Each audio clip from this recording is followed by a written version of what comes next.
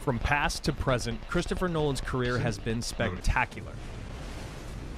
However, much like his films, if you start at the end, it's a very different story from the beginning. I'm not a killer. I'm just someone who wanted to make things right. Whether he's redefining the superhero genre single-handedly, bending our mind's perception of time, or attempting to revive the theatrical experience during a pandemic, it's guaranteed that this man will have our attention. Join us today for the best and the worst of Christopher Nolan.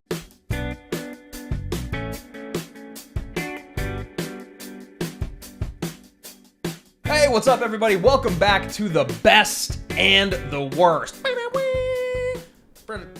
I don't know what you were doing there. Were you doing the final countdown a cappella version? I don't know, man. I was just really excited about it. It's an exciting episode. I think I say that a lot. I think I said thrilling, exciting, whatever. Today we're talking Christopher Nolan because it is the anniversary, the 15-year anniversary of The Prestige, and also kind of the 20-year anniversary of Memento. Memento, yeah. The releases on that are so weird. I always get so confused by them. It was like a festival and then wide, It's right? that stupid festival thing. Like, I complain about this all the time, but we all rely on IMDb for the proper release date on movies. Everyone does. And when you look it up, that's what you assume the release date is. It makes me laugh because people are like, why would he care? It's because of movie trivia Well, schmodown. it's That's also just why. like in your mind, you're like, that movie came out in this year, but it lists the festival date as opposed to like Memento was nominated for Oscars in 2002, so it's technically a 2001 movie. Anyway, this is not what you guys showed up to the podcast. This is exactly what they showed up for.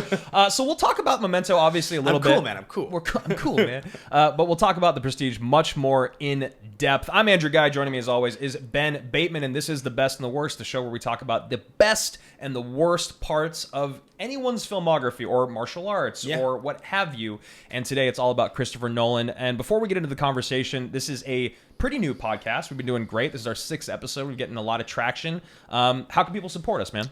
Well, the best way to support the Best and the Worst podcast, brought to you by Super Coffee, is you guys want to go on to the Apple Podcasts app. You guys can leave a rating or a review. That's the best way to do it. 5 stars preferably. If you don't leave 5 stars, probably leave 4 stars. But if you have thoughts on the podcast, leave them. We will shout you out. There's a handful of new reviews that have come in. We will shout those out at the end of the episode. So if you wrote a review and you want to hear it, be sure to listen to the end of the episode. And of course, the last thing you can do is make sure to hit that subscribe button on the podcast app so you guys are followed. If you listen on Spotify, hit follow. It's the exact same thing. Or if you happen to be watching this on YouTube, because we are at youtube.com/Action Industries, hit that subscribe button as well. That's the best way to do it. Big time thank you to Super Coffee. Yeah, and if Super Coffee actually wants to sponsor us, we've been with you guys since day one. We were your ride or dies. The last thing I do want to plug is you guys can find me at Andrew Ghai. You can find him at Ben Bateman Media. You can find us kind of collectively at Team Action Show on Twitter.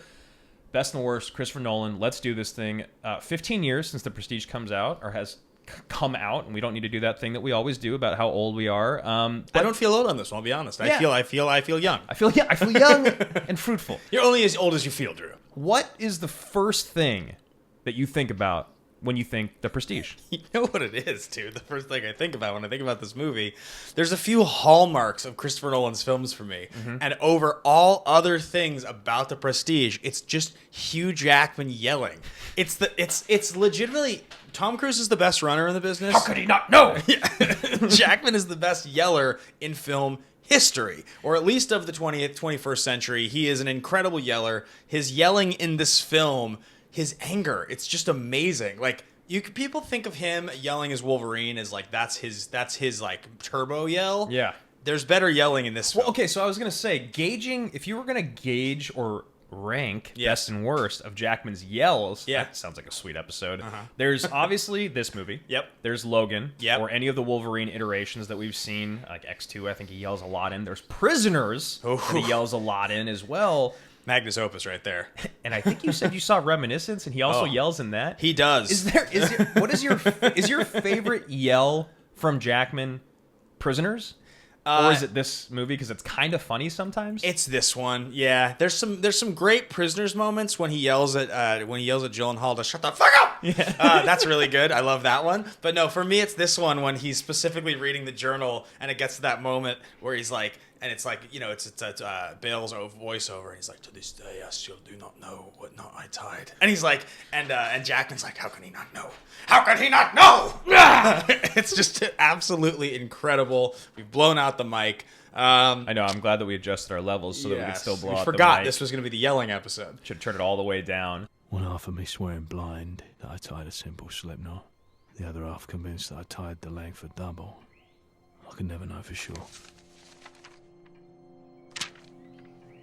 How can he not know? How can he not know? So that's always what I think of First. And to be fair, when I'm saying this and we're laughing, we're having a great time, but there is nothing I enjoy more than this. It's one of the things that makes this movie for me. His rage, and he's incredible in this movie. The performance is so good. Jackman is really great at portraying rage, Yes. just period. And I know that seems like a very elementary thing to say, but it's not. There's many emotions out there, like laughing on film, right? Like authentically laughing on film. There's certain emotions out there that some actors just capture better than others, and some actors don't want to touch, right? When's the last time you saw a movie with just trying to think of an action star crying, like Tom Cruise crying? It's been a long time. Right? Maybe MI3 was. Yeah, he doesn't really engage. There's certain it's the same thing. It's like Denzel being a real goofy trickster in a comedy. Right. Doesn't do it. There's things that people just don't do, and Jackman is extremely good at. And I also think the rage he has in this movie, there's one element to it that's especially important. It's the way that he talks to Scarlett Johansson, this dismissive way, when it's like he's loved her, but he's throwing her away all in pursuit of this desire to win. He's completely obsessed. And so his rage, his jealousy, his anger, it's just he channels it so well as this character. He's incredibly tortured in this movie, and he really gets that message across. What about you? What do you think of? Bale. I think of the Bale twist specifically because I love twists in movies. I think we all do. I think all of us love to be surprised when something happens at the end of a movie and you're like, oh my God, how did I not see that coming? Or oh my God, they're the same person. Or oh my God, they've been asleep the whole time, blah, blah, blah. This one I love because it's so in your face the whole time. He's always there. You see him all the time.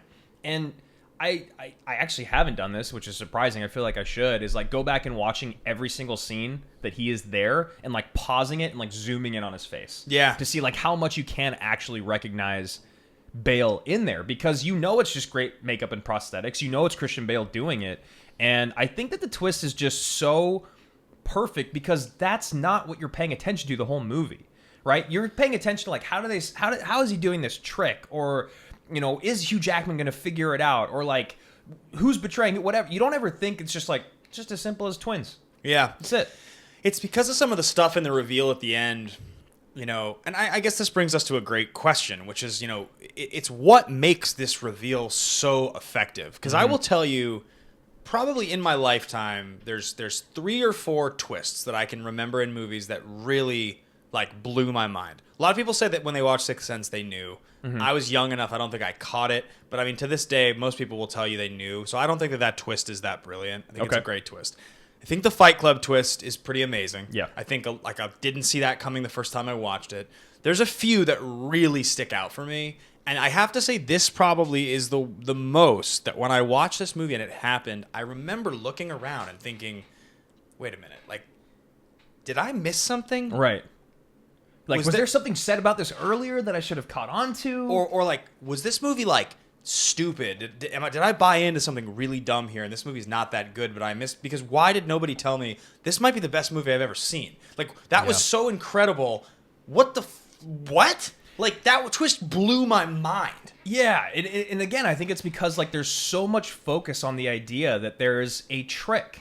There is a magical trick, because this movie does show you that you need to suspend your disbelief a little bit, especially once you go and meet Tesla. Yeah. But also they show you very early on when they kill the bird in the cage that sometimes to make an omelet, you got to crack some eggs. Yeah. And that's a part of what magic is. Magic is not real, right? It's not, And so when you're watching this movie, there's moments where you're okay, well, maybe in this world, magic just is straight up real, especially when you meet Tesla. So I think there's just so much about this twist that this is not the thing that you're looking for. And I think also the relationship between Hall and Scarlett and Bales, and when he talks about it, about one loving the other, and like how half the time, because they say it so many times in the movie too, it's like Not today, right? Yeah, right. Yeah. And it's just so crazy to think about all those things. There's little Easter eggs and nuggets dropped all throughout of like, this guy doesn't act like himself 100% of the time. Like, why? What is that?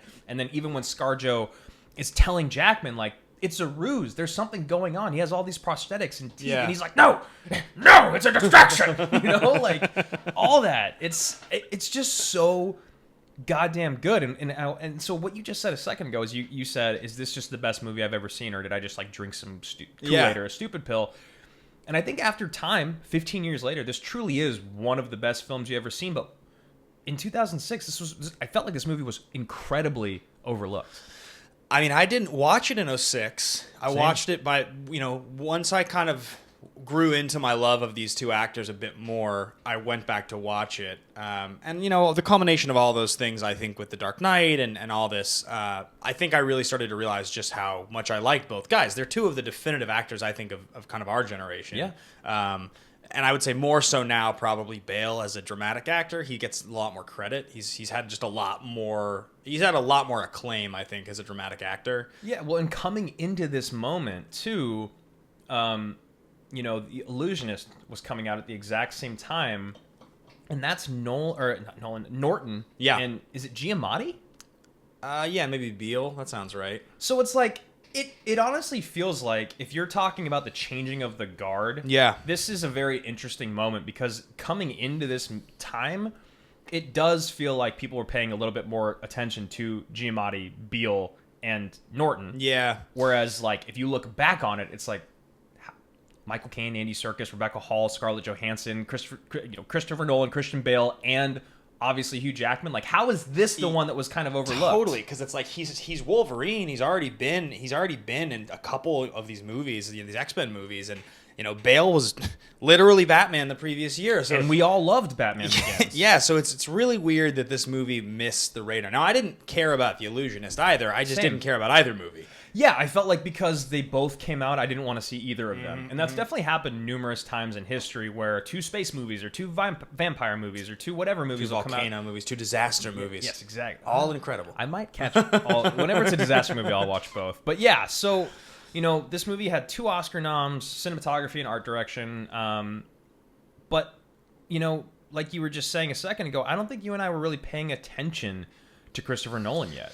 Yeah, I mean, I definitely think that Nolan, he came into his own a little later, really, truly. I think we all kind of, he developed the reputation that he now has, that we're going to really break down, I think, as we kind of get further into this episode. But certainly there was no brand name recognition for Chris Nolan in 2006 amongst the general public, maybe? Yeah, and I think the age we were too, we weren't movie critics yet. No. We hadn't been We were just around this graduating world. high school. We were watching the biggest movies as they came out. I had a little bit more of like sort of a film school introduction from my dad. Like I'd seen a lot of movies and paid a lot of attention to directors. But even the fact that I'd seen Memento in theaters, like it still wasn't on my radar that I was supposed to care about The Prestige. It just seemed like a small movie, weirdly enough.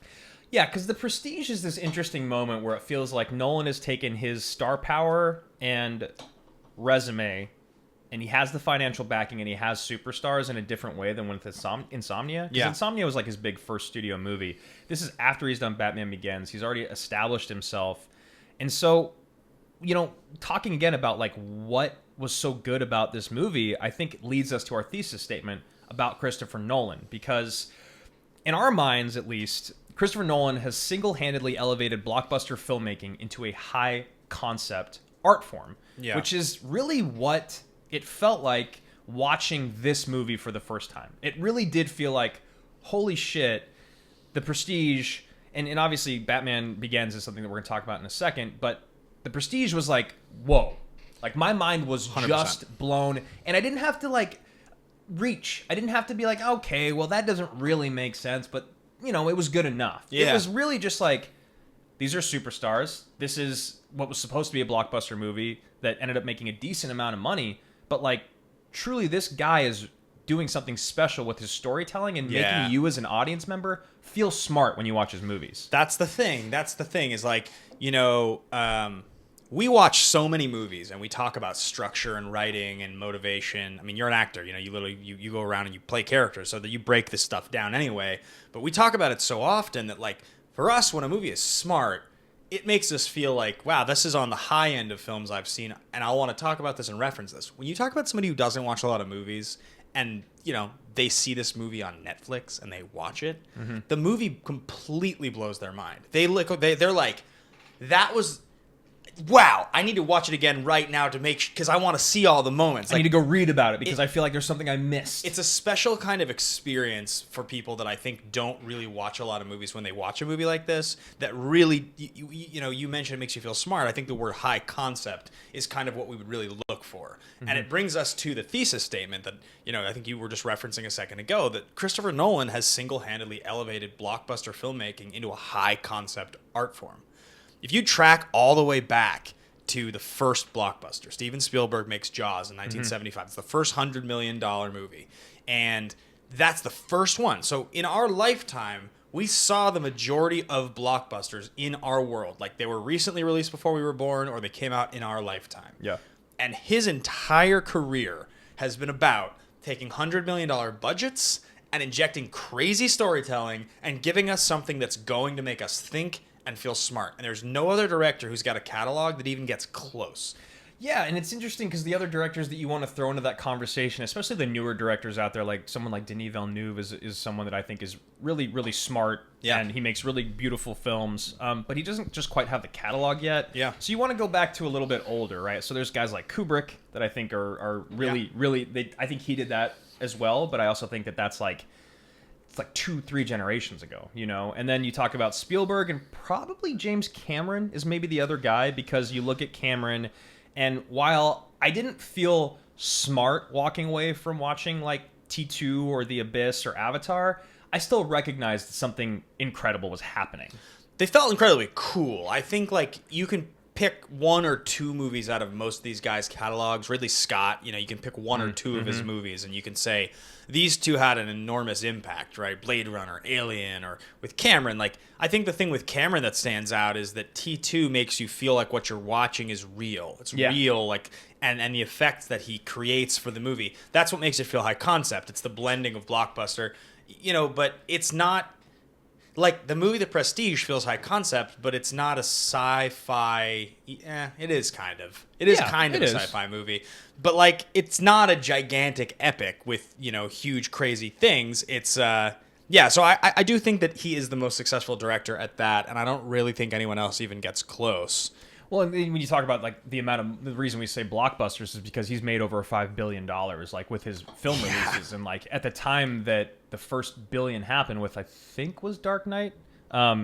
He had another $1 billion movie happen like shortly thereafter. So he had like, before we had even 20 movies that had made $1 billion, Christopher Nolan had two of them in the top 20 within a few years of themselves, right? All the while he was blowing people's minds with like making Batman a approachable, real life, like Batman feels like a drama with a superhero in it as opposed to a superhero movie with drama in it. When we used to do Action Movie Anatomy, we had this thing we would talk about called fist pump moment. And it was that moment, the movie, something happens, you look around, you're like, you seeing this right now? Like, you want to call your buddy and be like, you got to turn this movie to 5232, watch this scene, and you're like, I've seen the movie like 6 times. Like, I'm watching it, watch it right now with me. It's that good.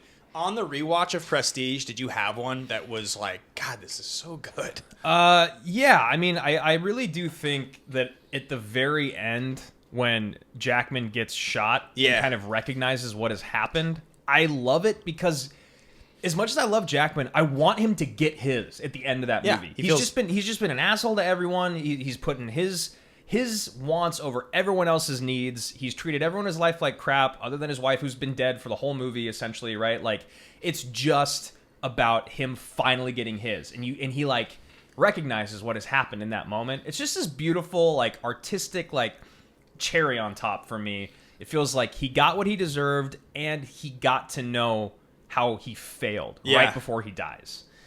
I think for me, it's got to be...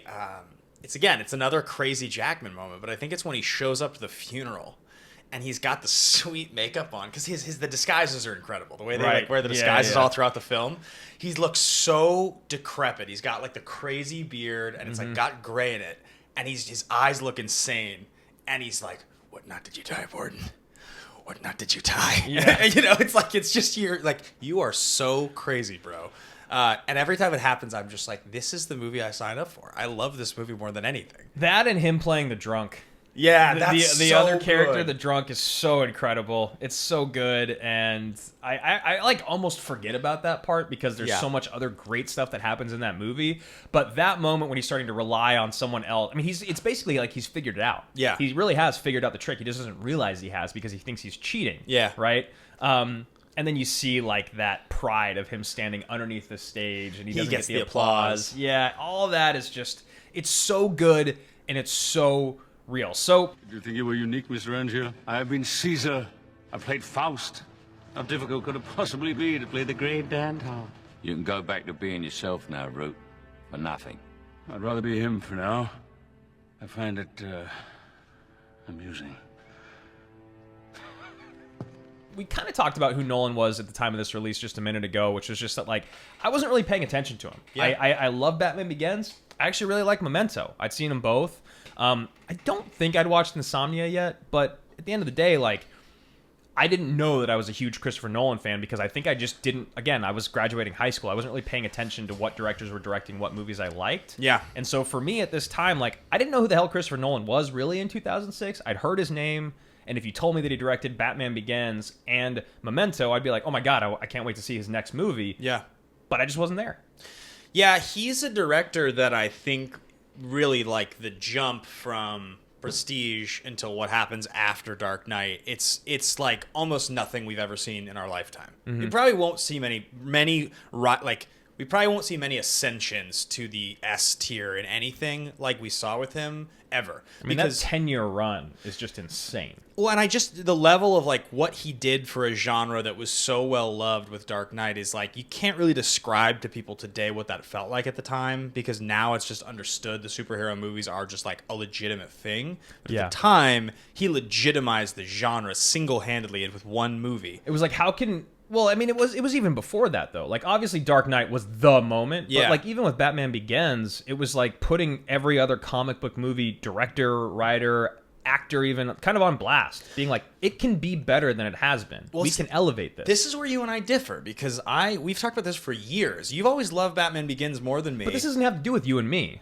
Well, this has to do with the fact of Batman Begins coming out and people recognizing that this was not like what we saw with Schumacher. My point is that my perception of him as a director was, I didn't recognize Prestige because Batman Begins to me wasn't that. It was, I liked it. I remember seeing it in theaters, walking out. I know the theaters, the Neptune Theater and the U District in Seattle with my brother and my dad.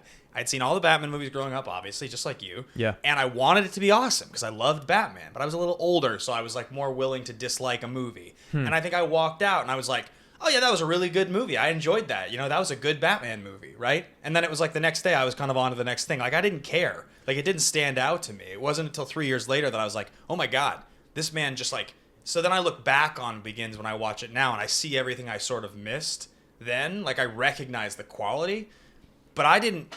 He didn't stand out to me yet. So that's where I was. It's crazy to me that you would have watched Batman Begins and not felt like something was different than what we've been seeing in the past. Yeah, I kind of missed it. It just was like over my head or something. So in 2006, Nolan's 4 movies deep. He's done Following, he's done Memento, he's done Insomnia, and he's done Batman Begins. And obviously the 5th movie is The Prestige. He's gotten an Oscar nomination for his script for Memento. It was, screenplay was, people were blown away by it, even though in hindsight or actually looking back over time, maybe it doesn't feel as kind of groundbreaking. Yeah. But at the time, it was incredible. So he not only has gotten an Oscar nomination, he's now starting to work with bigger budgets and bigger actors. Obviously he goes into Insomnia, which is with 3 Academy Award winning actors at the time, right? Because Swank had already... She exactly. won, So they'd all won. Pacino, Williams, and Swank, and now he's directing that with like a $40+ million budget.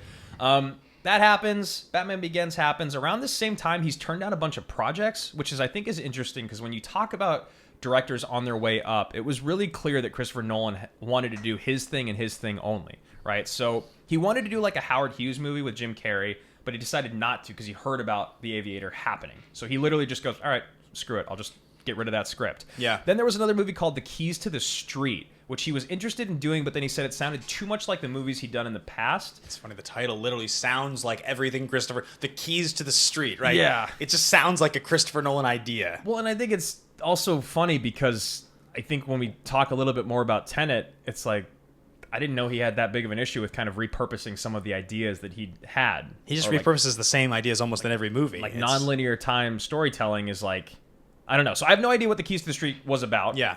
He was supposed to direct Troy, which I think is really good that he did not. And there was one other movie that in there that he walked away from. And all that being said, he decided to continue on with his career. And, you know, The Dark Knight came shortly after this. He's like super private about his personal life. Yeah. I've heard that he's kind of... I don't want to say cold, Yeah. but I've just heard he's just very much like he does exactly what he wants, and no one can really kind of change his mind. But He has that's that- probably why he's a great director. He has that same thing that so many of the legends have, where you hear they're very specific about what they want. They're extremely A-type. They're kind of dicks when they're on set because they want it to be their way or the highway. And that I do think there's one really funny element that you see in his movies, and you can see it across character after character after character. If you watch Christopher Nolan and what he wears and how he presents himself, his characters all look like versions of him when he was 30. They all do. It's Yeah. always white guys with like sport coats and scarves and like parted hair, and they're always kind of pale. Like, it's just over and over and over again, these guys. Even the style that Bruce Wayne wears in a lot of ways. He's darker, but it's just kind of the Nolan thing. Yeah. And I mean, it's weird too because you look at Leonard and you look at his style in Memento, and it's like style changed over the years, so he looks dated by today's standards. But at the time, like a tan suit with the shirt, it's kind of probably what Nolan was wearing at the time. Yeah, why not? I mean, Yeah. yeah, it's really interesting when you talk about Memento, just because I feel that movie was so highly regarded when it came out, and for some reason when I watch it, it just feels a little bit lackluster now. It's like it's the only movie that he's done. And I think you mentioned this actually before we started filming, and I hadn't really thought of it. It's the only movie that he's done that is distinctly a Nolan movie. It's a feature-length film, but that he didn't have a budget for. So it doesn't have the flourishes and the light tricks and the feeling and the colors, like all the stuff that even with Insomnia he really starts to employ a lot of, which even though a lot of people don't realize that's a Nolan movie, it Yeah. still looks and feels like. Was Insomnia a movie in 2002 that was even at all on your radar? I definitely did not see it. I think I was, but it was like it wasn't the type of movie that I watched. But I was such a fan of Robin Williams. Yeah, that I right. knew it came out. But it makes sense when you talk about the things that you're saying, because I think that's when him and Pfister, like, I think it's when they started working It's their together. first one. Is Insomnia, which is so weird because it's really kind of uninspiring, but it's not a bad movie. Yeah, it's all right. Is what it is. So, all right, that's who Christopher Nolan is. That's our relationship to him and The Prestige. Now we're going to figure out the best and the worst of Nolan. We like to take a look at the Rotten Tomatoes, and we'll go from there. But if you guys want to get involved with the conversation, last week on Twitter was great. We had a lot of really great interaction on Twitter, good conversations about our episode on Denzel. We'd love to do the exact same thing this week. So if you're listening right now, you're on your phone, take a screenshot, or you can even type up some notes of your best Nolan movies, your worst Nolan movies, and hit us up on Twitter at Ben Bateman Media, at Andrew Ghai. We'd love to have a conversation with you guys. It's a great way to continue this on past the filming and to see what all of you guys think. So taking a look here at the best and the worst of Christopher Nolan, according to the tomato meter on Rotten Tomatoes, what do we got? Yeah, so his best movie, his best reviewed movie, not surprising really, 94% on the tomato meter is The Dark Knight, and you have a 9.0 on IMDb. I think it's one of the top, like, Number 4. It's the number 4, yeah. Yeah. And it's kind of, we talked about this with like Fincher a little bit, but like IMDb and ratings on IMDb and the sort of process of it becoming en vogue that people would like submit their ratings of movies. This is like the peak of it, where IMDb was, so it's not surprising. It was the number one movie for a hot minute. Yeah. It like passed Shawshank, it passed The Godfather, and then like over the years, it's only gone down to number 4 over 10 years later. It was a phenomenon. Like there's very few. We'll talk about it in a bit because there's more to say about it. But I don't know that I could come up with even 5 movies that I feel like in my lifetime that were more impactful than this movie. I feel like probably it's at least the top 5, not the top 3. Yeah, 100%. Number 2 on this list here, you have Memento at 93% with an 8.4. Dunkirk with 92 and 7.8. That's so far from where you and I feel about that movie. And For finally, most people feel about that movie. even more shockingly, his 4th highest rated movie is Insomnia somehow, tied with Dunkirk at 92% and 7.2 on Insomnia. Now, to me, this is the most reflective of how Rotten Tomatoes works, which is that if you give it a thumbs up, it gets above 50%. If thumbs down, it goes down. It makes sense that his movies, by and large, are all given a thumbs up. Right, because they're not bad. Like Yeah. they're still like an enjoyable watch. But when you talk about the decimal system on IMDb, those 0.1s are exponential drop-offs. Like you look at how many movies out there at like 7.9 and 8.0, and then you look at like the top 250 and it like starts at like 8.2, right? It's that close. But still, 7.2 for Insomnia with a 92% is really, really crazy. And then when you look at his worst, the 3 worst movies, we have Tenet is actually his lowest ranked movie with 70% on Rotten Tomatoes. Then it's Interstellar with 72%, which Travesty. is crazy because when you look at the IMDb for Interstellar, it's at 8.6, which is really high. Really and then, The Prestige is the other lowest. It's the 3rd lowest ranked one at 76% on Rotten and an 8.5 on IMDb, which is just...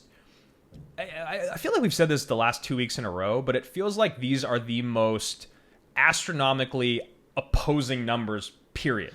I also think that if you guys ask us, why the best and the worst? What's the point of the show? Why'd you guys decide to do it? I think the whole premise of this show was if you go by pure numbers and ratings and you say to somebody, what's the best reviewed movie by this actor or director on Rotten Tomatoes? And you look at these lists, the best and the worst, they are not reflective of the quality of these movies. And most of the time they aren't. Occasionally you get one of the best couple, like I think the first week when we did Gosling, it was like Inception isn't even on this list. It's so wild. Like Insomnia has a better rating than Inception on both IMDb and Rotten Tomatoes. Well, that's not true, actually. Inception probably has a higher one on IMDb, but it's lower on Tomatoes, so it didn't make it on here. But that's why the show exists. It's to give you guys an actual cross-section of these people's careers so you can sort of be with us on this. And, we also want to know your opinions. That's why we ask you guys, what's your top 3, what's your bottom 3? So while most people do listen to those factors, we like to come up with our own 3 factors to establish the best and the worst on these films. The first one... it's the once-a-year movie versus the never-again movie. This one originally started as the most rewatchable. So, you talk about being able to watch a movie again. I think that's really important because just because a movie is... look, I love Schindler's List, and I understand that it should probably have like a 98%. I do not want to watch Schindler's List once a year. I just don't. And that's what we have as our qualifier here. It's the once-a-year movie as opposed to the never-again movie. Now, the never-again movie, when we started doing this show... it was basically just the movie you never want to watch again, period. And it still kind of is that, except for with other directors that don't have such a short and strong filmography, it's usually the best movie that you don't want to watch again. So, for instance, when we did Denzel Washington last week, I think mine was Glory. Yeah. I think because I understand it's a great movie. I understand he has a great performance. I just don't want to watch it again because I don't think it's that great. So that being said, when we talk rewatchability or the once-a-year movie versus the never-again movie, what is your once-a-year movie for Chris Nolan? Well, I'm going to get raked over the coals for this one because I feel like most people, when they think about the most rewatchable film in his catalog, they're going to go over 2 or 3 films, and for me, it's just not even close. In fact, I almost made the mistake of picking a different film, and you were like, I don't think that's true. Yeah, I was surprised, honestly, when you said anything other than this movie because... you watch this movie, I feel like, once every few months. Yeah, these days it does feel that way. The movie is Interstellar. I have the vinyl on my record player over here. I listen to it 3 times a week, I'd say. So good. I listen to it's my single favorite film soundtrack of all time. I think it's the most beautiful piece. It's Hans Zimmer. I don't believe that he didn't win the Oscar for it that year. It's so crazy to me. Yeah. It's the most incredible thing I've ever heard. I love Interstellar for, I think, that reason. Number one, I've noticed that a great score can make all the difference for me. A movie that has a great score, I'll find I am compelled to listen to more often. It almost sometimes will convince me that a movie that I think is just okay is actually better than I think because it gives me this incredible emotional feeling when I watch the film. I was just watching the movies that made us on Home Alone. Yeah, it's good. Do you know who scored Home Alone? I do. It is scored by John Williams. Right. And so they had the original music done by someone else or whatever, and they were watching it. It was like, this movie just like, this is not good. Yeah. And so the director, Columbus, right? Yeah. Was Columbus. Like, yeah, and him and Hughes, obviously, Hughes had all the pull. He was like, well, what if we just asked John Williams? Like, and of course, when you go and you watch Home Alone and you realize that like the swells and the music in that movie, it's all so perfect. It's incredible what someone who is that good, like the Zimmers and the Murphys and the Williams in the world can do to a movie. I mean, Interstellar would have still been good. When you talk about the soundtrack, it is definitely next level. It's the thing that gives the film the feeling that it has. And when I watch the movie, I think the reason this is my once-a-year movie is that this movie gives me a feeling unparalleled by almost any movie I can think of. It puts me in a place. It gives me a vibe.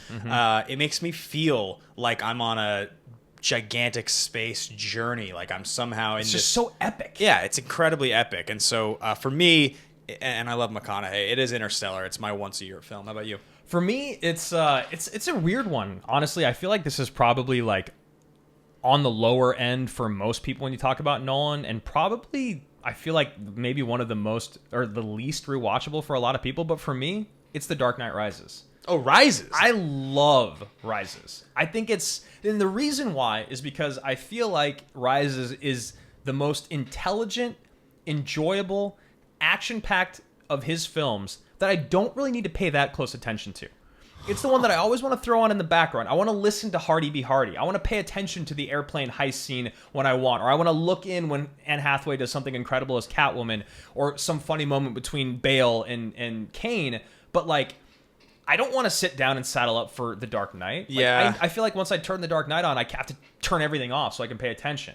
Interstellar is great, but there's parts of it that I don't enjoy, and I feel like it takes itself way more seriously than The Dark Knight does. And I could go through this with almost all of his movies. Like Memento's just a little bit like grittier than I want it to be. There's something fun and like movie on at a bar that I think Dark Knight Rises has better than anything else in his filmography. You know what it kind of feels like, and this is not the case because it's a better movie than this, but I feel like when I think of Rises, watching The Dark Knight Rises is a lot like watching Star Wars Revenge of the Sith. Yeah. It's like it's long and it has some dumb stuff, but the campy stuff is awesome. The awesome stuff is extremely awesome. It's super quotable. All the Bane stuff I love so much. Hardy's so great. It's weird because I rewatched The Dark Knight this time for the show. The two movies that I watched again were Interstellar and The Dark Knight, and because I did almost an entire Nolan rewatch like 6 months ago, where I also rewatched Interstellar again. Of course. And I watched almost all of them. I rewatched Insomnia, and what I noticed when I did the rewatch of Dark Knight this time was like, I've seen it so many times. It's so immortalized in our culture from when it came out.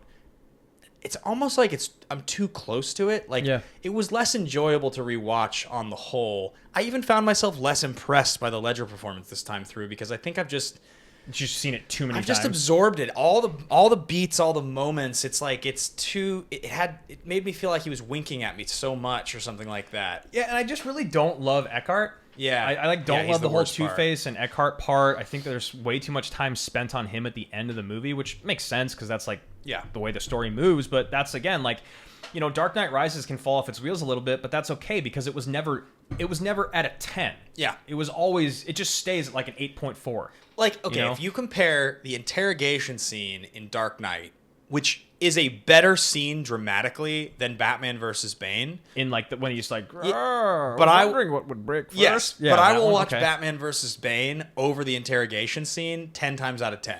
I would though watch it's- that one scene more than the last thard of Dark Knight. Yeah. Like 10 times out of 10. I mean, I think the last third of Dark Knight is almost like the reason that movie, in retrospect, I think is downgraded slightly. I think over the years, people have acknowledged that the final 30, 40 minutes of that movie is not quite as miraculous as the first hour and a half. Yeah, there's just something I love about Rises, and I think it is because it feels a little more popcorny than a lot of his other movies. Because like Inception, I really want to pay attention to when I'm watching it because there's always something in there I feel like maybe I missed. All right, so that being the once a year movie, what's your never again movie? Well, as I mentioned, there was a part of me that was trying to come up with a thesis statement based on the rewatchability of Nolan. Because I think I've actually watched Nolan's movies arguably more than any director. I think I've actually seen his catalog more times than anyone. Fincher might be the closest, but a lot of Fincher's movies I haven't seen more than 2 times. There's only 2 movies in Christopher Nolan's career that I've only seen 1 time each. One of them I saw in high school, and the other one I watched last July. Now, I haven't rewatched Tenet since last July, and I own it. I bought it one night, being like, I'll watch this at one point. Right. Never did. But I have not gone back to watch Following in 20 years. I've always imagined I would, and I just never did. So I gotta say, it's Following for me. Yeah, I mean, there's things about Following that are interesting, right? It's short, it's in black and white. When you look at how it was made and like the fact that Nolan did it all on his own dime and they shot it like over a year on weekends, like with his friends and stuff, that's all interesting. but I don't give a shit about that when I'm watching the movie. Yeah, totally. Right? Like, I don't care. But that's why I kind of had to give it a pass, right? It's on a micro budget. It's shot over a year with friends. It's in black and white, and it's an hour and 10 minutes. But then when you talk about the other movie you mentioned, which is mine, in Tenet, yeah. I just watched this movie. I feel like gun to my head, saved my whole entire family's life. I could not tell you what that movie's about. And I read about it. You told me that you watched like a breakdown video afterwards about it. And then I like tried to watch an explainer video for the explainer video because I was still confused. I don't know if I'm just dumb, but I think all of the worst things about the best things about Nolan shine through in this. Does that make sense? Dude, there's that scene in Tenet is the one I always tell people about where he goes to see the French chick whose name I can never remember. I think she's French. And she's explaining to him how the bullet backwards time thing works. Oh, yeah. And he's like listening intently like she's explaining trigonometry. But basically like she's like, if you move your hand like this because it's a backwards thing, it'll move like this. Yeah. And I you're was like, what? You're like, that doesn't make... Why would that thing react but that thing wouldn't? Like, and it's... And that's like one of those moments where it's like the TARS explanation at the end of Interstellar. Yeah. He does it perfectly in The Prestige. He does it perfectly in Inception. Yeah. But in Tenet, it's horrible. And in Interstellar, it's not very good. Yeah, that's the downgrade moment in Interstellar. It's the TARS thing, which we'll probably talk about in a little bit. It's just this weird exposition of like trying to... It's like, what's that movie? In Looper. Where he's like, I'm not going to try to explain time travel to you because you won't get it, essentially. Yeah. Like, right. You can't explain Tenet to me because it's not real. It doesn't make sense with physics, which is the world we live in. So that bullet wouldn't have moved if you hadn't put your hand there. Either way we run the tape, you made it happen. Don't try to understand it. Feel it. yeah, those are our Never Again movies. Tenet and following, and obviously our once-a-year movies are Interstellar and Dark Knight Rises. Let's get to the next category here, which is Approachability, or the recommended movie versus the disclaimer movie. The movie that you'd want anyone to watch out there, and the movie that you'd be like, oh, you can watch this, but you just need to know. Let's go worst to best this time, and I want to go first because we've been talking about it a lot. My disclaimer movie is Insomnia. And it's weird because it feels like Insomnia is so just like by the numbers, whatever, action, thriller, drama with a bunch of superstars in it. Like, you don't really need a disclaimer for that. It's one of those movies that in theory, if you explain it to me on paper, should be a great movie that I'm obsessed with. Right. Yeah, totally. Like, Yeah. it's like right in that time period too where all these great movie or thrillers that we love came out. They're not actually good movies, but they're... The reason I think... Like Twisted. Yes, exactly. It's like Twisted. Chain reaction. The reason I say Insomnia is because when now in 2021, when you say a movie is directed by Christopher Nolan, you think something. It's gonna feel or look a certain way, or there's gonna have like this little niche part to it that's interesting. Again, like following it. It is like in some forms like some of the truest Nolan that you get because it is so weird. It's so early on. He had no one telling him what to do. Insomnia is the like studio movie that just has nothing Nolan about it other than the things that you mentioned, which is like the color palette and the cinematography and stuff like that. It's shot pretty well, and the performances are fine. But like, I would just be like, hey, if you don't know what any of these movies are and you've heard Christopher Nolan is great, don't watch Insomnia first, because it will be the one that makes you feel like anyone in the world could have directed Insomnia. Well, it's like the color, it's the dark and the light, it's the way that the red is this affecting color. It's like that's the stuff I think that's the most distinctive. But if you're honest with yourself about what Insomnia is, and some of you guys who are watching this, like, you know, maybe don't quite know exactly how these things come to pass, but you know, this is a remake. Yeah. It's a remake of a foreign film. So the studio gets the rights to make the film, and Warner Brothers is like, okay, so let's get a director and let's get some stars and let's get a script, and we're going to remake this movie. It fits into a genre that makes money. Yep. Hey, this guy did Memento, and this movie was really smart and intense. Let's hire him to do our movie. We have these stars. Hey, shoot this movie. That's kind of exactly how it happens. Yeah, and he, and like, to his credit, he adapted this story or this remake, and he changed it a little bit to make it more interesting, more evolved, just not a complete, just like, this is the exact remake of what we got in the past. But still, all that being said, it's still a pretty uninspired, by the numbers thriller. And also, when you do something like Memento and it's well received, you know, and you're Christopher Nolan, it's exciting to get the opportunity to work with actors of that caliber and have a budget like that. So, and because you're remaking a really successful, well-regarded foreign film, it's like in your mind you're going to be able to make a great movie. Departed is that movie, and Departed won Best Picture. So, like, you know, on some level, this movie had potential, and it's not bad. As we saw, the rating is quite good on Rotten Tomatoes. Yeah, the rating definitely feels way kicking out of its coverage, but yeah, that's why it's my disclaimer movie. It's not that it's bad, it's not that I never want to watch it again, it's just that it feels like the most almost out of place out of anything else that Nolan's done. Yes, so mine is going to hilariously be, and I feel like this has happened a couple times in a row now, where my disclaimer movie is also my most rewatchable. And it's because I feel like I get obsessed with certain movies and I watch them over and over again, and there's almost something about the fact that they're not the most well-liked movie that almost, I think, attracts me to some element of them more.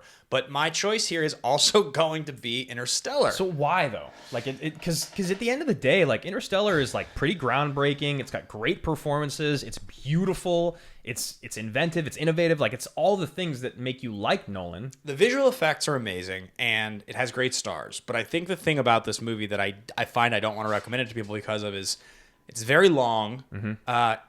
It's pretty slow at parts, and if you don't get really into the space stuff, so you're totally hooked and you're in that world, by the time it gets to the third act, which I guess I'm learning that I have a real issue with third acts. It seems like over and over again I find myself convinced, like, well, they always say, like, the hardest thing to do is finish a movie. Yeah. Right? And so I think the issue with this movie, and I just, you know, I rewatched it because I was trying to figure out some way that I was going to be able to convince you that this movie was in the top 3. I was going to try to sell you on it. I would have been happy to have that conversation, but I think it's interesting that you just decided to table it on your own. Yeah, well, because on the rewatch, what I found was I think that the first 40 minutes of this movie, 40 minutes of this movie is immaculate. I think it sets the table so well. The urgency is amazing. The right? editing is incredible. Yeah, I love, for instance, that he's having this emotional goodbye with Mackenzie Foy, with his daughter, and it literally cuts from him driving away, like tearing up in that moment, literally to the ship taking off. Yeah, it's like the countdown's happening before it's like a pre-lap countdown. And you can't really decide as you're watching it, was he at the facility for a month getting ready to go into space after this, or did he take off that day? On some level in your mind, you're like, he probably took off that day because he has to save the world now. Yeah. You know what I mean? And so the urgency with which he's doing these incredible things, the speed at which it's happening, I think it's a great hero qualifier for Cooper. You know, that's amazing. And then he gets on the ship and it takes off. And I think you get out there, the water planet's so good. So I think to that point in the movie, when they get back from the water planet and he cries looking at the screen, basically at that point, I'm convinced this is a perfect movie. This is a perfect science fiction film. And I think most people watching, if they have the patience for sci-fi, they're in the same boat. I don't even think you need to be patient to get to that point. I think it's so intriguing even past this point. But so what is your disclaimer then? Because right now it sounds like it should just be number 1 in your mind. The disclaimer is, first of all, the first thing that happens is Matt Damon shows up. And you're like, wait, what? Why is this guy Matt Damon? Like, it's so distracting. It's weird that it's him. Like, literally, if it was even someone just a little bit less famous, like, what if it was like Richard Jenkins or something, or like right? Nicholas Hoult, or like, it could have been anybody. Yeah. It literally could have been a no name. It could have been anybody. But the fact that it's Matt Damon is so weird. It's distracting. And then it goes a step further, and it's like, he's the best of us. He's the best of man. Oh, and his name is also Dr. Man, by the way. Right. It's so cutesy. It's like, what on earth? How did this get through? And you guys all agreed that it was going to be Matt Damon playing a character called Dr. Man, who's then a shitweasel and betrays them. So that's like the first thing when I was watching. I was like, that part really doesn't bother me as much as it bothers you. I think as the years have gone on and I've been more okay with it. Yeah. But I do remember watching it in theaters and just looking over. I don't know if it wasn't with you, obviously, but I was like, why is Damon here? The thing that kills it for me, it doesn't kill it. This is my favorite Christopher Nolan movie, but the thing that kills it for me is that you get to the end, you get to the fifth dimension stuff, and I still think, as my disclaimer, I would say, just be patient. It's awesome. The fifth dimension, really pay attention to it. And it doesn't really make sense. It doesn't. And but you have this amazing emotional moment while he's watching himself through the bookcase, say goodbye to his daughter. It's my favorite moment in the whole movie. Yeah. Don't let me leave, Don't Murph. let me leave, Murph. Make him stay. No! It's Jackman? Yeah. Did he just show up? It's so good. And then it's like he gets... this is where it really falls apart. It's like you're already confused, and then Tars, this robot, is like, Cooper, you've seen that time is represented as a physical object. You've seen that this thing has happened. You've known that this. Now you have to do this, and it's like, what? Yeah, the like this robot just knows told everything. you. Like, the robot just explained to you the most confusing part of the movie, and then you just flash and you get picked up by, like, a cruiser, and then you go see your daughter, and you see her and you immediately leave her. You've been waiting your whole life to see her, and she tells you to go find this character who you bonded with, but you clearly don't like very much, right. and you fly away to go find her, and now the movie's over. Like, the last 25, 30 minutes of this movie is just like, if I was a casual movie fan, I'd be like, that was so dissatisfying. Right. He gets to see his daughter finally. He sees her for 30 seconds, and then he leaves. And she dies, and he leaves, and He he's doesn't still even, young. he's not even with her while she dies. Yeah.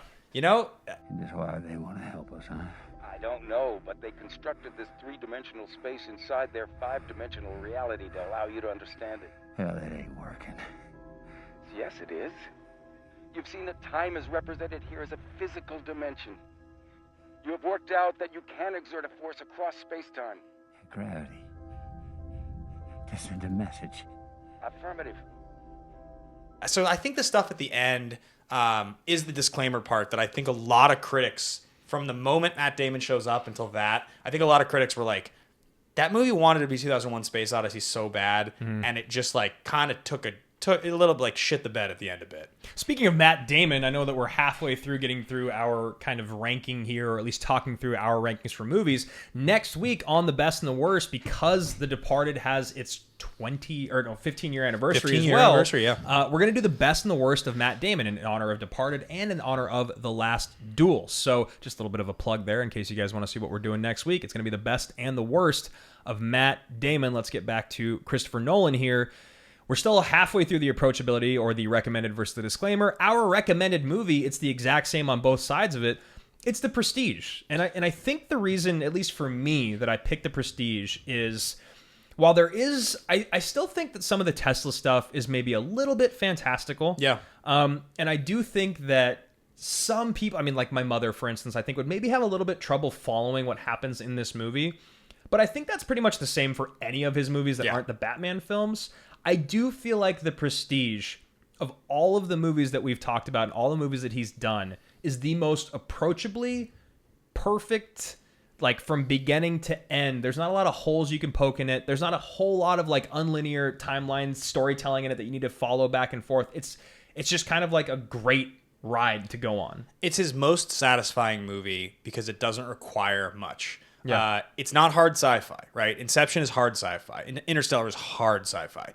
There's a small science fiction element to The Prestige when you get to the Tesla stuff at the end, where you're like, oh, there's like some actual stuff going on here. But even that's kind of awesome because you're like, oh, this is history. Like, was Tesla that much of a genius? Did he actually create crazy machines? And like he does a cool thing that's like kind of ominous and eerie of like the hillside with all the hats on it, right? And you're like, it's a little Easter egg again. He tells you so many times in this movie how he gets away with it and what is actually going on, but you're just so engaged. You're so encapsulated by you can't see the bird's eye view. You can only see what you're being shown in the moment. You don't understand how it pertains to the story as a whole. I think the performances are great. I think maybe, I guess the only thing is you walk away and it feels like a little bleak.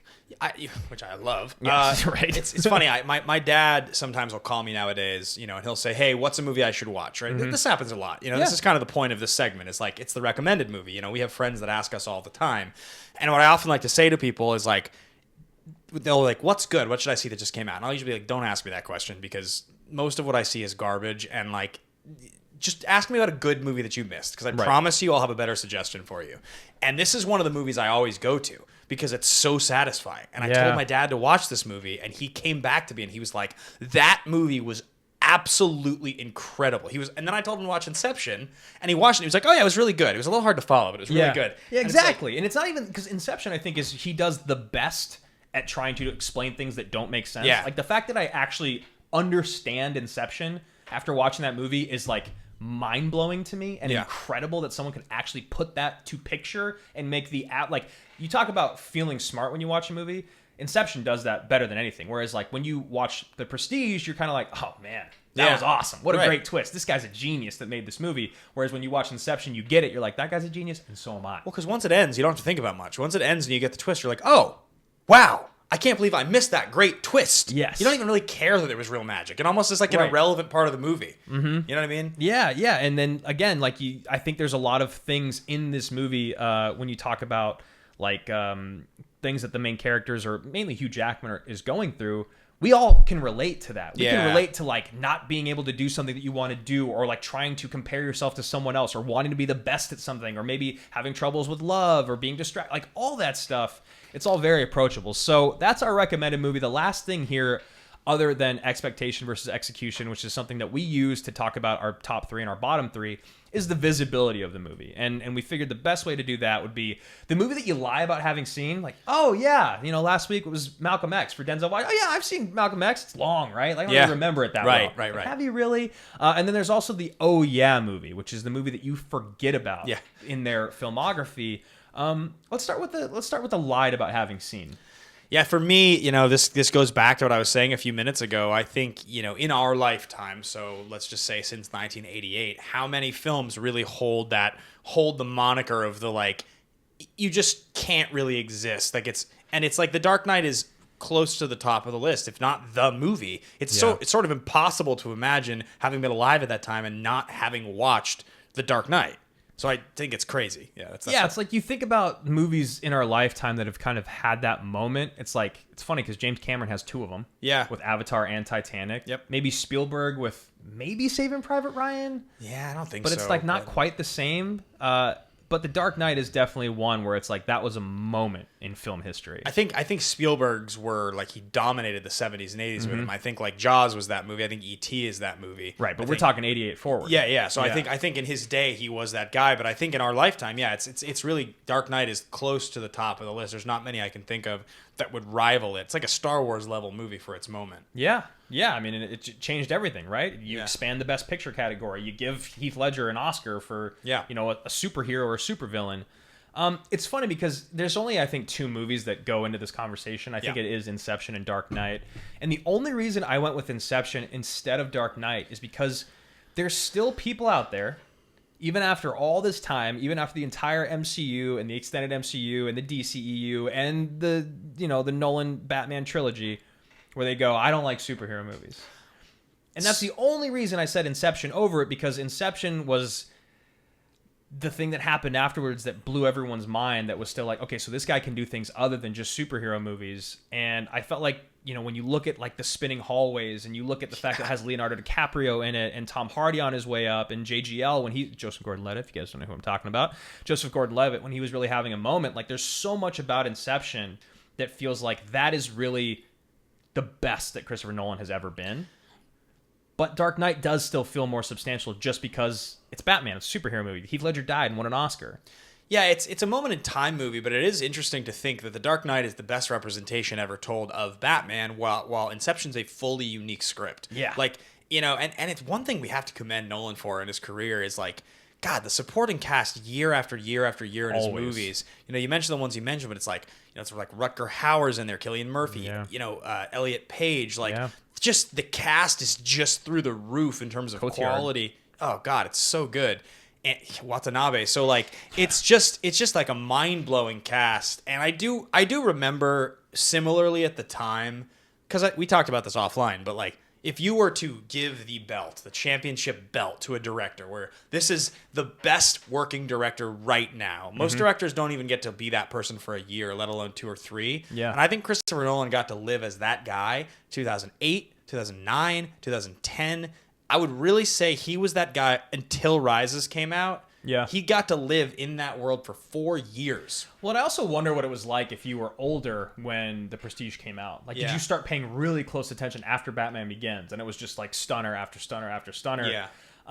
So that's the movie that it feels like you'd have to lie about not seeing, is Inception or Dark Knight. So what's the movie you forget about? What's the like, oh yeah, Nolan did that movie. I was going to say, initially I was like, oh, it's probably Following, because like most people don't know it exists. Right. But, for me, I think it's actually Memento, oddly enough. Really? Yeah, because I think it's this movie that feels weirdly disconnected. And when you talk about execution versus expectation, which is one of the qualifiers that we often talk about on this show, you know, like why would something need to still be considered relevant, or what were we expecting? Well, his whole career is based on the fact that he did this really inventive movie with a low budget. He got his whole opportunity off of Memento. Yeah. And I saw this movie in theaters with my dad, and at the time, this movie was like...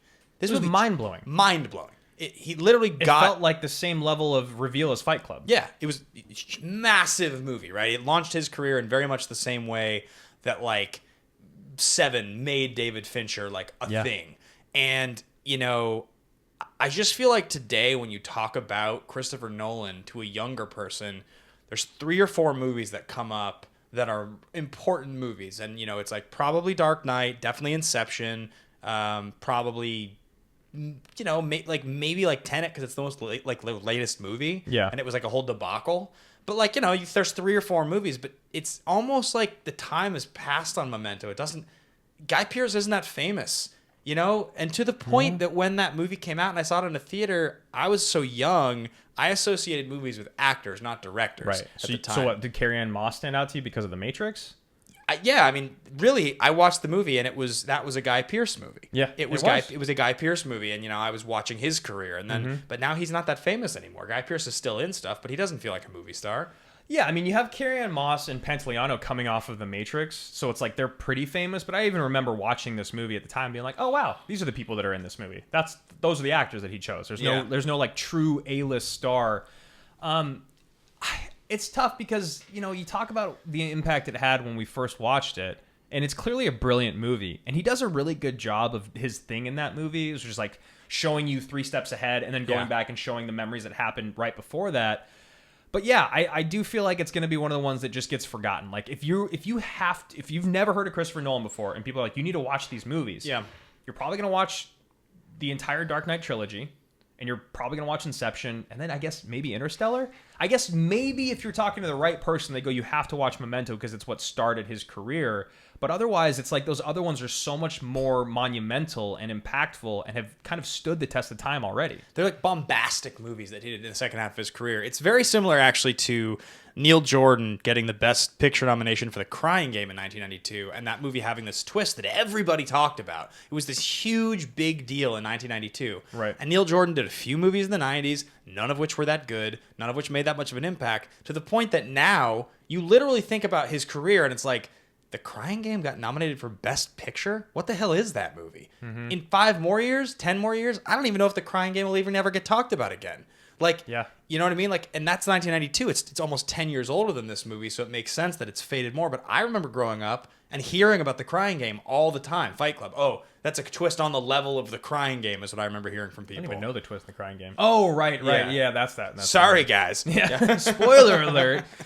So my movie that is the oh yeah movie, and it feels almost wrong saying it right now, but I think for me it has to be Dunkirk, because it just felt for me, I never wanted to watch it again after theaters, even though I enjoyed it. Yeah. And I watched it again this week, preparing for this show, and I watched everything in his catalog other than Inception, Interstellar, and the 3 Dark Knight movies, because I've seen them so many times, but I revisited everything else. And there's just weird part of me that is like, how is this really the oh yeah movie? It's the first time he's ever nominated for Best Director. It gets a lot of attention at the Academy Awards. It's a big World War II epic. It actually is a World War II, the most successful World War II movie at the box office ever. Really? Yeah, which is also crazy to me. Huh.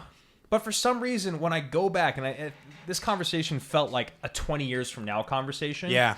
I feel like Dunkirk will just be forgotten about. I don't know why, and I honestly feel like I'm probably wrong, but it's not about that. It's not quantifiable. This is my opinion.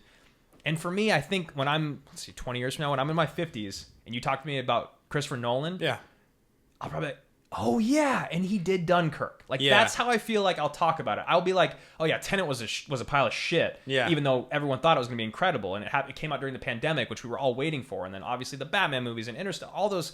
But Dunkirk for me just feels kind of forgettable, even though I know it's not a bad movie. We had this whole conversation before the show. We were trying to figure out a thesis statement, and one of the ones that we were talking about was how these big directors who are very groundbreaking, as they tail down, the Academy and critics, they all look for opportunities to celebrate their work. It's like you want them to succeed. Yeah. It's like a casting director wants to cast every actor that walks in the room. They want you to win.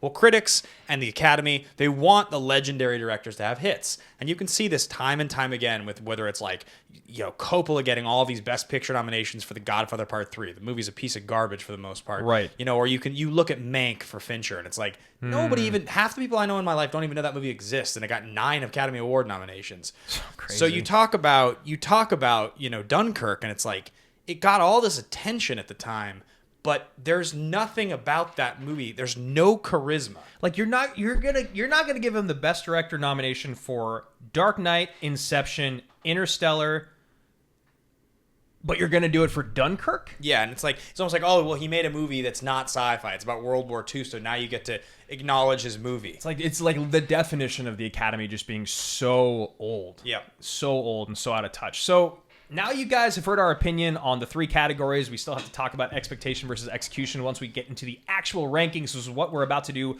right now. So once again, let us know, comments, reviews, ratings, however you want to do it. We've been loving reading the reviews. They've been really great. We saw a handful of new ones that we're going to shout out at the end of the show. If you're watching on YouTube, let us know down below in the comments. What is your pick for the best and the worst of Christopher Nolan? And remember, next week we are going to do the best and the worst of Matt Damon. Let's do it, man. Let's get into the worst here. So let's start with the worst. The worst films that he have ever done. It's wonky here, but Should we go from the worst of the worst up? yeah, maybe we get to the worst, right? We start with the third worst. Yeah. Yes. We start with the third worst. And it's weird because it's very similar to David Fincher. I don't think he has a bad movie properly. He doesn't really have a bad movie. I mean, you said Alien 3 was pretty terrible. That's true. That is the answer. It's a bad movie. I think Nolan does have a bad movie, but I don't think it's this one. So the number 3, the third worst that we're going with is going to be Insomnia. Yeah. I think because of all the things we talked about in this episode, it feels like a little uninspired, doesn't feel a lot like Nolan, but there are things in there. You got Pfister, you get the color, you get the red, you get the acting for the most part is like serviceable. I do think that Pacino, you always say this, you feel Pacino feels like super lazy in that movie. Yeah. And it's like, I know he's supposed to be tired, but I don't disagree with you. It's hilarious because it's like he's supposed to be tired, but it's like he just feels tired. He just feels like he didn't want to show up. Yeah. Hilary Swank feels like she's trying to keep up Yeah. for some reason. Maybe it's just because of how big Williams and Pacino are. And then Williams feels like he was probably scarier in 1 Hour Photo. Yeah, he does. It's weird with Swank. It's like the thing that she does in this movie where she's like the young cop who's really excited to work with Pacino. Mm-hmm. And what's interesting about her casting in this movie that I think is actually pretty effective, but maybe it's kind of overlooked, is that she's not cast to really have any sex appeal or any like sexual chemistry at all. She's, I think, supposed to be a cop that's like from a small town that's all about the work, who's completely respectful of him, and he's not really supposed to be creepy at all either, as the leading male character. So there's no they set him up twice or maybe not twice, but there's definitely that big setup in the car with him and the teenage girl who's like trying to hit on him, and he's just like, no, like that's not what this movie is about. Which again is like a cheaper director or a director more in the lane of late 90s, early 2000s thriller, they would have gone for both of them. Totally. Right? Totally. Yeah, exactly. So I think it's like, I don't think this is a bad movie. It's interesting. You mentioned his bad movie, and I think that's what we're getting to. The second worst movie. Would you want to switch these or no? It feels like I feel guilty doing it because I feel like I need to give it a little longer before I can just comfortably say this movie sucks as much as I think. Like, I need to give it another chance. I just don't want to. I don't either. Yeah. I'd like... Let's switch it. All right, that's fair. I can give you that. Yeah. Tenet is his worst movie, is what we're going to say here. Which means, so we're going to go Insomnia at 3, the third worst. Then we're going to go Following. And the only reason that we're going Following is because when we're talking expectation versus execution, no one expected shit out of Following when it came out. Yeah. No one. But what did Following actually do? It launched one of the biggest careers of one of the biggest directors that have ever been behind the camera, period. And it's all because of Following, leading to Memento, leading to Insomnia, and then all the rest of it from there is history. It's definitely not as pretty and not as spectacular as Tenet, but I don't know, man. It just feels like more interesting. Yeah, I mean, like I said earlier, right? And my whole conversation about which of these movies was the Never Again movie was which one had I had 20 years to rewatch versus which one have I had 7 months to rewatch or 10 months or whatever. But I do have to say about Tenet, I don't own many movies. I don't buy them. Like, I don't even have a way to play a movie. So when I buy a movie on digital, like I buy it from Amazon and HD, you know, it's a movie that I'm sure... Point Break, Warrior, and the other guys, Popstar. This is the end. This is the end. Yeah, I've bought Warrior on 2 different accounts. Good man. You know, I think I just assumed somewhere in the next 10 months I would want to rewatch Tenet. Even getting ready for this episode, I thought about it and I was like, yeah, I just don't really want to do that. I was like, right? Like, yeah. I was like, I would rather watch Following, which I've seen before, than try to watch Tenet again. And I think that's probably the hottest take of the show, is that Tenet's going to be his worst movie, because Following also feels like the lazy, easy answer. Yeah. But again, like... It's not bad like Alien 3 is bad, though. It's not the same thing. And Following did something for his career. Like, it really... Whereas Tenet almost set his career back. I mean, you talk about all of the shit that goes along with Tenet, all of the, like, literally, like, the sullying of Christopher Nolan's goodwill and his name that goes along with, like, him insisting Warner Brothers release this movie in the pandemic because people needed to see it in a theater, and his film needed to be the film that brought people back to cinemas, and then it didn't. They put it out in July, and people didn't see it, and it didn't make money, and, like, he blamed the studio. It's, like, kind of a shit stain on his career in a lot of ways. Well, what's crazy about this, and not to get too dark, was, you know, Nolan was also the director that had the big shooting during Dark Knight Rises. Yeah. So true. it's really fascinating to me when I was doing some reading today that it was like one of the worst situations that's happened in a theater was to this director, and then he's going to push to have another film released during a global pandemic. Yeah. Now, obviously, the first one has nothing to do with him. It was just a horrible person in a horrible situation. But I do think it's interesting that he didn't have even just like something in the back of his mind of being like, you know what? I've already had a really horrible theater experience that wasn't my fault. Why do I want to have another horrible theater experience that is my fault? And I mean, it's just a weird thing for me. I was one of the people who went and saw this movie in a theater in the pandemic. I drove like to a theater in Irvine.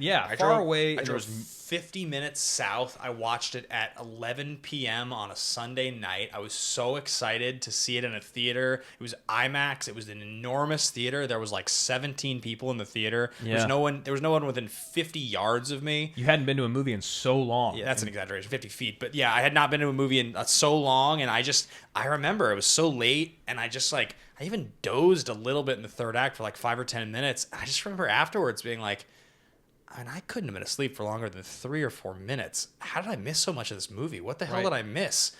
And I think when you talk expectation versus execution, you're like, that's our next Batman. Yeah. We knew this. Yeah. And then you got John David Washington. You got Denzel's son. Yeah. And he's good. And it just wasn't. There was just so much about this movie that wasn't. So a bit of an on-the-fly adjustment there. Third worst, Insomnia. Second worst, Following. And the absolute worst movie he's done is Tenet. Yeah. Crazy town. Let's get into the good part. Let's get to the best. Yeah, you know, there's a part of me that wants to call the number 3 movie here his best movie, and it's not Interstellar, guys. I didn't try to die on that hill. It's The Prestige. You know, we talked about it a lot on this episode. It's a phenomenal film. I think there's a world in which this is his tightest movie. It's certainly his most approachable movie. Is this the first time we've had our inspiration film make it into our top 3? Maybe. I think it is. Yeah. I think it is. You might be right on that one. Yeah, and I think The Prestige, I don't know that it's ever going to be on the consensus popular Nolan list higher than 3 given the top 2. Yeah. But I wouldn't be surprised if, like, when I was looking up his top list, like I looked at a lot of different critics rankings lists, you know, different articles ranking, more than one that I found had The Prestige as his number 1 movie.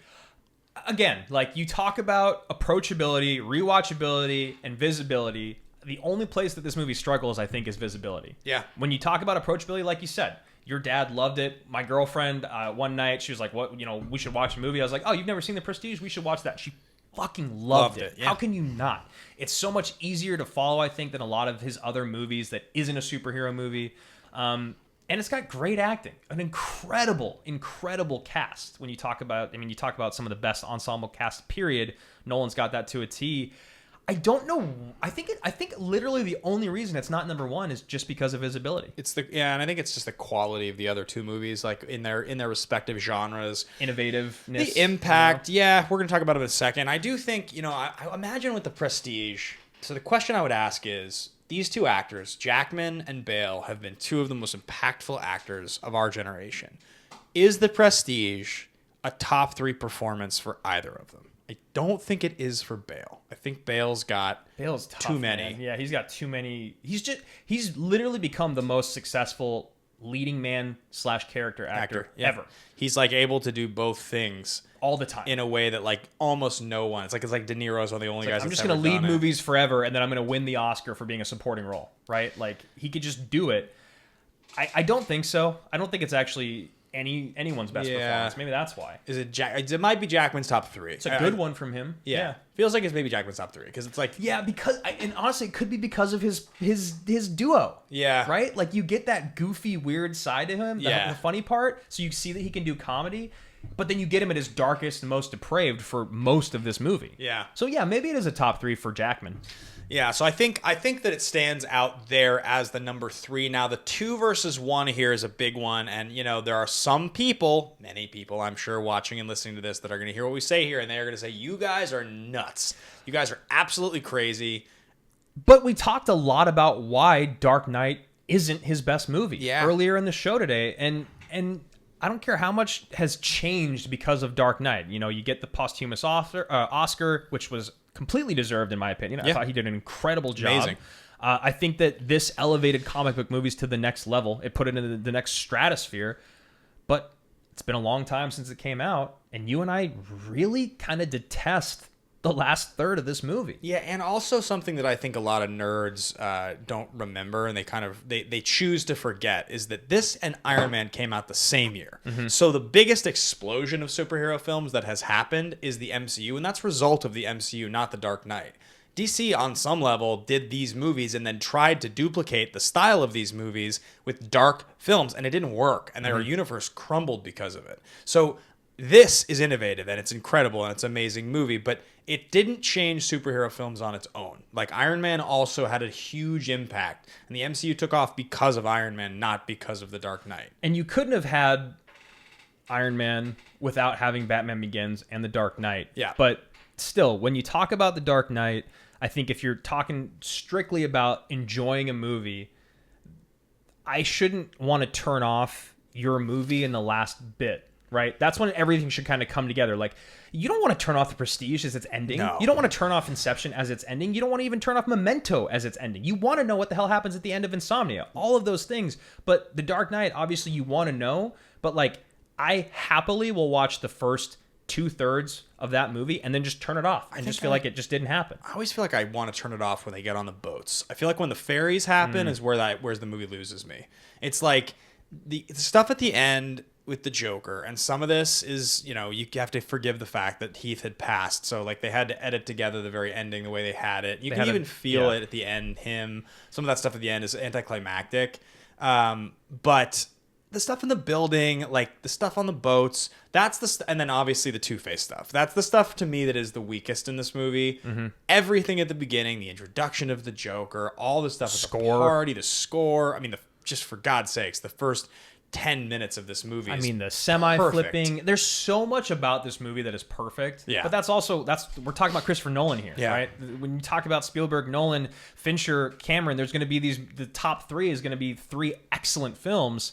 So if you guys haven't figured it out, with Dark Knight at 2 and Prestige at 3, the number 1 movie is going to be Insomnia. It's going to make our bottom 3 and our top 3. It's going to be Inception. And this is... It does feel like that's probably the two sides of the coin for most people having the conversation. Like you said, some people think The Prestige, but like, I think Inception is his best film. I mean, he existed as the best living director for 4 years, and these are the 2 movies that he made. So there's a reason. And it's crazy that he had a movie as good as Inception to follow up The Dark Knight. That usually doesn't happen. It's very rare that a director is able to do that. Even in situations like Denis Villeneuve, making Arrival and then making 2049. Right? Like, most of the time, and 2049 is not regarded the same way that Inception's regarded. No. It didn't have the same kind of impact. There was something about the fact that The Dark Knight was a comic book movie and it had this kind of revolutionary impact that people really wanted Inception to be good in the same way. When I say people, I mean the whole world. The whole world wanted Inception to be great. So, you know, Inception's perfect. There's so many things when you watch Inception that are like, God, like he just was able to take this idea and actually communicate it on the screen. Can you remember when you watched that scene? This is one of the scenes that I've always remembered. He's like, we have to run the thing where I'm going to be his security, whatever it's called, Mr. Whatever. Yeah. And Cillian Murphy's at the bar and he walks up and he's talking to him and he's like selling him on the idea that he is his private security in his own dream. Yeah. And the way that like it's shaking and that's because the car's shaking and the chandelier's like, that stuff is just it's like, how on earth could you be in that concept meeting and be like, oh yeah, that makes sense? Like the fact that they were able to get to that point, you have the 3 layers of Inception happening at the end of that movie with the music as the through line, with the time that you kind of understand. There's so much complicated, like they have a train going through the middle of a street and you get why. Yeah. You understand that that's like the mind's security coming in because everyone who's rich and powerful has Inception security or dream security. Like there's this whole world that he built. And then you also talk about the careers. Like Tom Hardy was kind of a no one before this movie. Like, yes, he'd done things. And yes, if you're one of those people, you say you've been paying attention to Tom Hardy for a long time before Inception, but most people were not paying attention. You got Leonardo DiCaprio, literally the biggest star in the world at the time, this incredible supporting cast. Visually, it's stunning. You have the world's folding in on themselves, and you get it. There's so much about this movie that feels impossible to communicate, but the fact that you walk away as an audience member kind of feeling okay about how it ends. Yeah. It's not super bleak. It's left for interpretation, which I love. Yeah. We don't know if it's a dream or not at the end. And that he explained this impossible theory, and you walk away and you're like, I know what Inception is. Yeah. I can explain it to you. That's insane. Yeah. You don't have to do that in The Dark Knight. You don't have to do that in The Prestige. It's only in Inception. Yeah. It's honestly, I'm trying to think. So Dark Knight's the movie of his I've definitely seen the most times. I've seen it because I saw it so many times around the time it came out. I would say, I guess number 2 at this point, it's got to be Interstellar. Yeah. And then it's like Inception probably would be 3. It's that or Prestige. But every time I talk about Inception, I want to go watch it again. Always. Like now that we've just talked about it, like I feel like even though I've seen it like 9 times, I have to go watch it again. And it has someone named Ariadne. Yeah. It's a cool name. The totems, and the stuff with like Cotillard is like she's chilling. Yeah, all that stuff when they go into, you know, I don't know, all the broken cities that Reminiscence basically just bought the set and then decided to use. No, I'm kidding. But yeah, I you know, you guys can argue with us. That's why we love doing the show. Let us know once again what you think about our top 3. Inception is number 1, Dark Knight number 2, The Prestige is number 3, and then from the bottom we have Insomnia 3rd worst. Tenet is the worst with Following in the middle. That was confusing. Insomnia, Following, and then Tenet in that order from better to absolute worst. It's crazy that Tenet is our worst film out there. It's kind of a hot take, but I don't think it's that hot of a take. No, I think a lot of people think it's a big piece of trash. So the last question we have is, you know, a couple quick thoughts on what's next for Christopher Nolan. I mean, the first one I think many people wonder is, will he ever win a Best Director Oscar? Is that ever going to happen? It feels like it has to.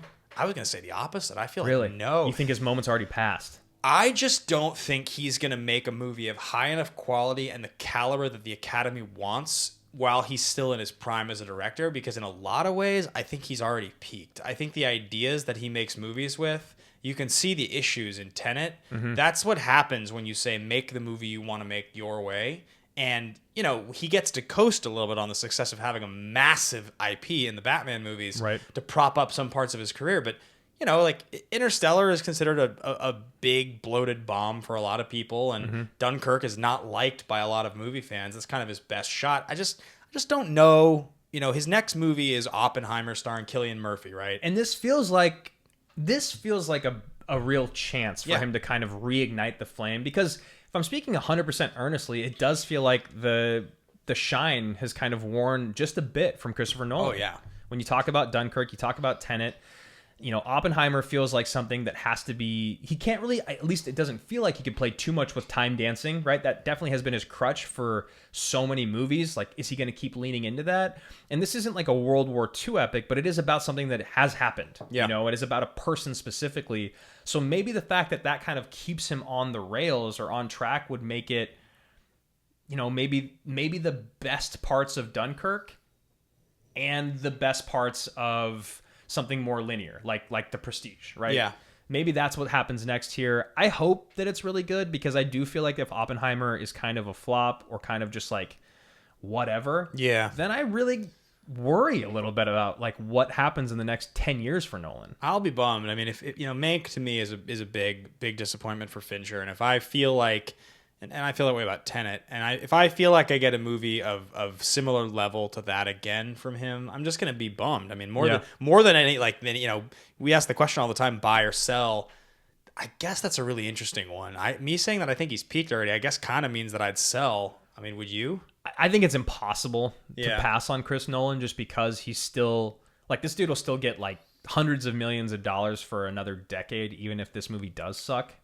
I feel like selling on him is, I have faith. I want him to do something great again. I just don't know what it is. Like Oppenheimer, for me, it sounds interesting, and I like Cillian Murphy a lot, but it's not exciting like when I heard about Interstellar, or even when I heard about Dunkirk or Tenet. I heard about Tenet. Yeah. That's what I was going to say. But when I heard about Tenet and I saw the trailer for Tenet. First trailer was so sick. I was like, this movie's going to be amazing. Yeah.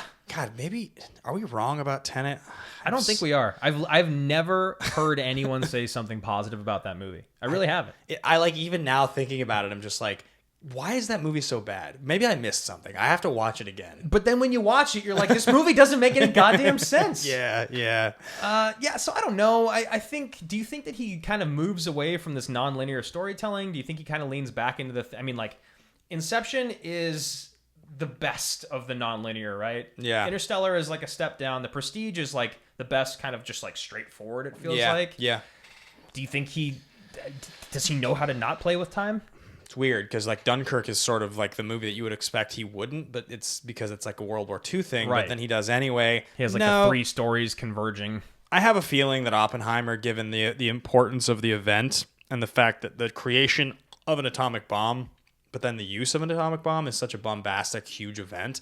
I have a feeling there's going to be like some childhood stuff. There's going to be some building of the bomb, and then there's going to be some like the fallout or or it's going to flash forward to some like crisis moment when they're thinking of using the bomb, and the movie's going to end with like it dropping, and then it's going to, like something like that is like what I'm expecting. But who knows? Those are going to be our final thoughts. Now, quickly before we get to the reviews, and of course our wonderful patrons who we shout out every single week, patreon.com/Team Action. If you guys want to support what we do, every single person at the general level gets hear their name shouted out at the end of the episode. Yep. We've adjusted the way that we're releasing these episodes. What we've been doing is we've been putting the episodes up on audio and then waiting 1 week to put the video up on the YouTube channel. So if you guys like to watch on video, you get to watch it just 1 week later. We're trying to make sure the priority is, of course, to be able to listen to it first on all of your podcast apps. If you are a patron of Team Action and you guys spend $5 a month, the $5 level, we are going to post the video version of this show the next day. Yep. Tuesday's audio drops. Wednesday's unlisted link is going to post to the Patreon. So if you're somebody who wants to be able to watch it, not listen to it, become a patron. Just become a $5 patron. You'll get it almost a full week early. So thank you guys all so much for watching and supporting. And a big thank you to all of our patrons. Hit us with these reviews, Drew. Yeah, well, and one more thing about our Patreon is that in case you guys have ever wondered what we're talking about when we talk about the movie Trivia Schmodown, it's something that you compete in. It's something that I've been on the desk for now for a while. That is another part of the $5 tier on Patreon, is that we have a show called Root of the Question, where we break down the questions that are asked at a scientific level. We don't talk about the matches. We talk a lot more about the science behind writing and answering questions.